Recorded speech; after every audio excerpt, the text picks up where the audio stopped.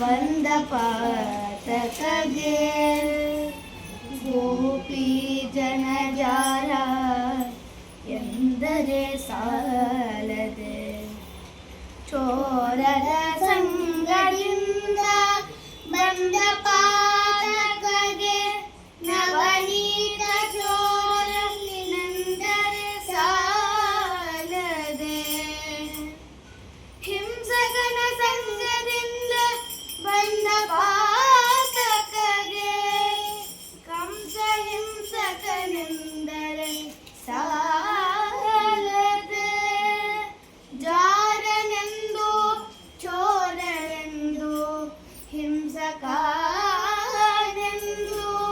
ನಾನೆನೆಯಲು ಸಲಹುವ ಶ್ರೀ ಕೃಷ್ಣ ಕೃಷ್ಣ